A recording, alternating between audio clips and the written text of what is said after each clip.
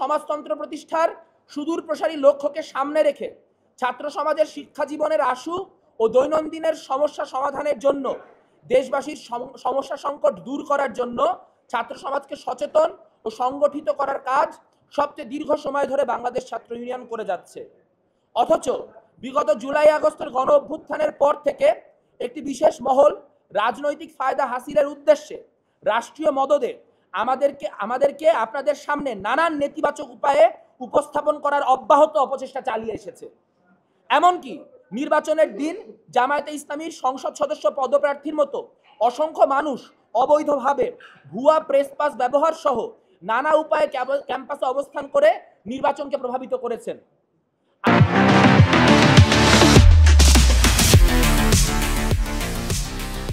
আমাদের স্বাভাবিক ও প্রকাশ্য রাজনৈতিক কার্যক্রমে এরকম নানান প্রতিবন্ধকতা তৈরি করে নির্বাচনী রাজনীতির মাঠকে অসম করে রাখলেও পক্ষপাত দুষ্ট ও ব্যর্থ জামাতি প্রশাসন একটি সুষ্ঠু নির্বাচন আয়োজনের সক্ষমতার প্রতি আমাদের সন্দেহ থাকলেও শিক্ষকদের বারংবার আশ্বাসে বিশ্বাস রেখে আমরা ডাকসু নির্বাচনের বিষয়ে সর্বোচ্চ আন্তরিকতা দেখিয়ে সহযোগিতা বজায় রেখেছি।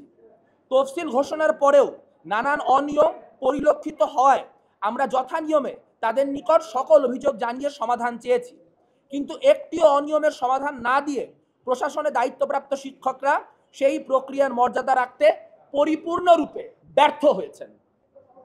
প্রচারণা চলাকালে আমরা শিক্ষার্থীদের কাছে প্রতিশ্রুতি করেছিলাম যে জয় পরাজয় যাই হোক না কেন আমরা পূর্বের মতোই শিক্ষার্থীদের পক্ষে লড়াই করে যাব। শিক্ষার্থীদের প্রতিশ্রুতি রক্ষার অংশ হিসেবে আমরা আজ এখানে সমবেত হয়েছি।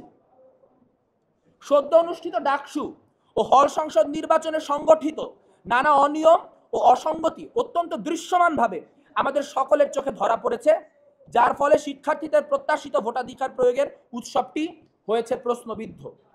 ডাকসু ও হল সংসদ নির্বাচনে 2025-এর নির্বাচনকালীন অনিয়ম ও অসঙ্গতির বিষয়ে আমাদের পর্যবেক্ষণ তুলে ধরছি।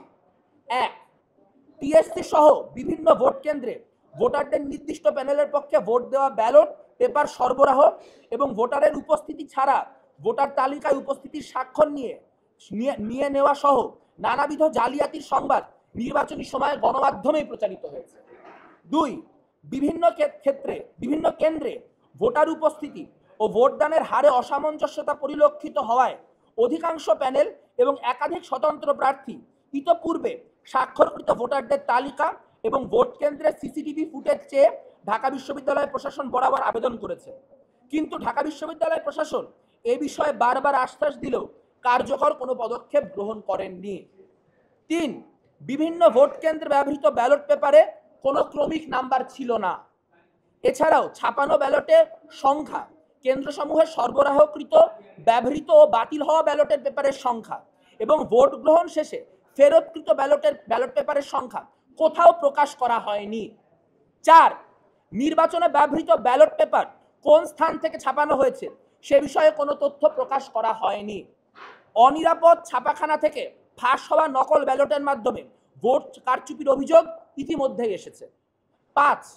উল্লেখ্য 7 সেপ্টেম্বর 2025 তারিখে নীলক্ষেতের গাউসুল আজম মার্কেটের একটি ছাপাখানায় ডাকসু ও হল সংসদ নির্বাচনের বিপুল সংখ্যক ব্যালট অরক্ষিত অবস্থায় পাওয়া যায়, যেখানে ঢাকা বিশ্ববিদ্যালয় প্রশাসনের কোনো নজরদারি ছিল না বলে নিশ্চিত হওয়া গেছে।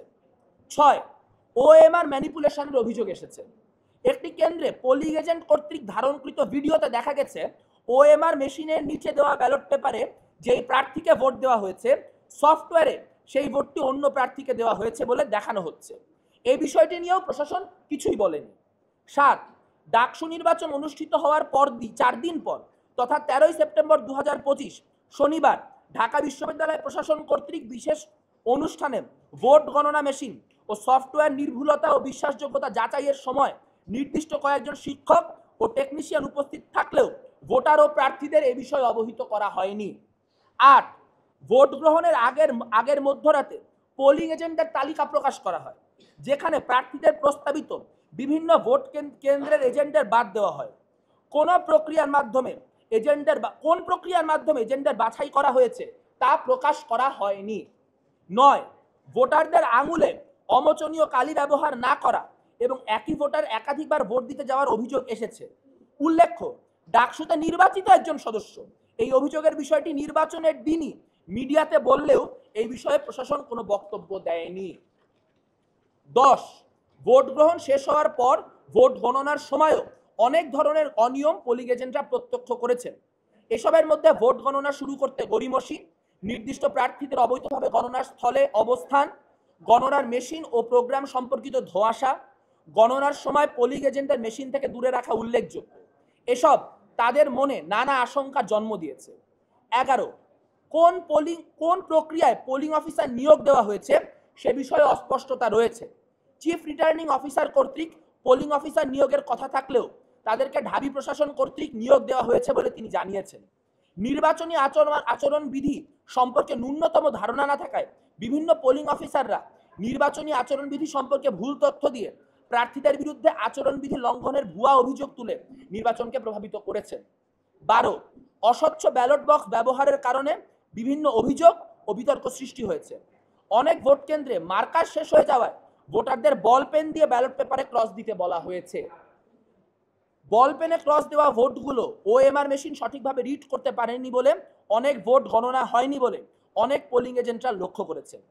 ঢাকা বিশ্ববিদ্যালয় অধ্যাদেশ 1973 ও ডাকসু ও হল সংসদ নির্বাচন বিধিমালা 2025 অনুসারে বারবার সংশ্লিষ্ট কর্তৃপক্ষকে অনিয়ম ও অসঙ্গতি সমূহের বিষয়ে অবগত করে সমাধানের দাবি জানালেও তারা কার্যকর পদক্ষেপ নেননি, বরং ইচ্ছাকৃতভাবে কালক্ষেপণ করেছেন। এর ফলে ডাকসু ও হল সংসদ নির্বাচন 2025 ক্রমশই একটি অগণতান্ত্রিক, অনিয়মে পূর্ণ ও প্রশ্নবিদ্ধ নির্বাচন হিসেবে ইতিহাসে চিহ্নিত হওয়ার পথে এগোচ্ছে। আমরা আশা করি ঢাকা বিশ্ববিদ্যালয় প্রশাসন গণতান্ত্রিক মূল্যবোধ ও জবাবদিহিতার পথে ফিরে এসে অনিয়ম ও অসঙ্গতি সমূহের বিষয়ে যথাযথ তদন্ত করবে এবং শিক্ষার্থীদের সামনে সকল সত্য উন্মোচন করবে। ঐক্য, শিক্ষা, শান্তি ও প্রগতি। বাংলাদেশ ছাত্র ইউনিয়নের পক্ষ থেকে আপনাদের সকলকে ধন্যবাদ।